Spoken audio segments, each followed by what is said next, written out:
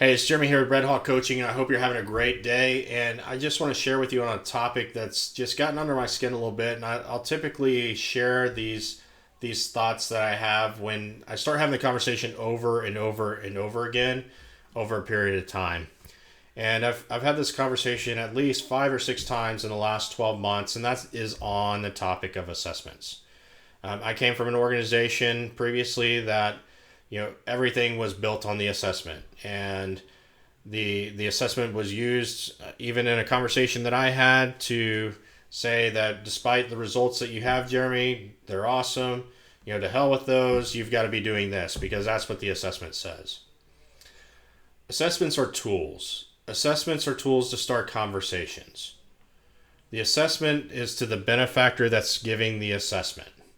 It's a business. They make lots of money offering assessments, and they are making an attempt to look at you as either behaviorally or maybe by personality or the way that you think, and making a determination of who you are.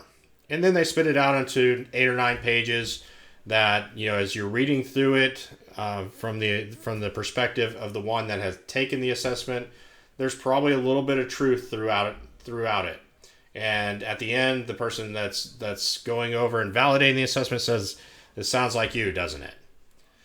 And here's the thing with the assessment. The assessment should only be used as a conversation starter. And for those that are administering the assessment, most of them need to go back to the training, because that's what they say in the training. It's a conversation starter. It's a tool.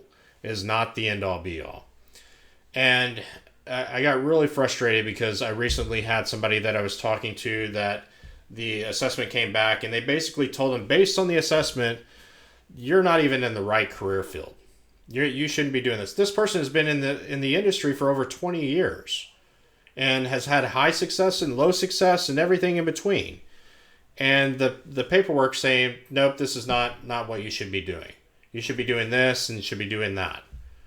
And I'm thinking to myself, how many people get their dreams crushed?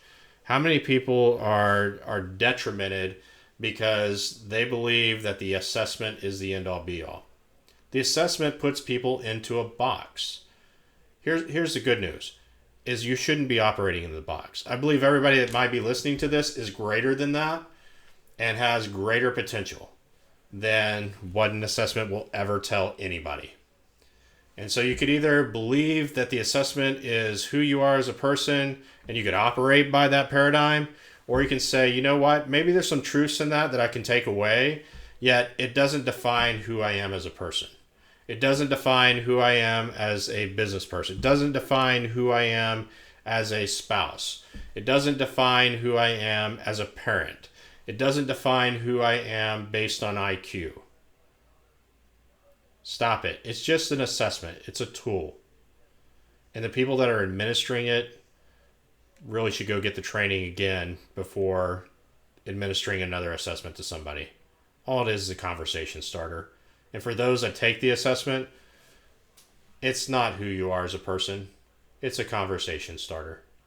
There might be some truth that's woven in throughout the pages, yet at the end of the day, it doesn't define who you are as a person.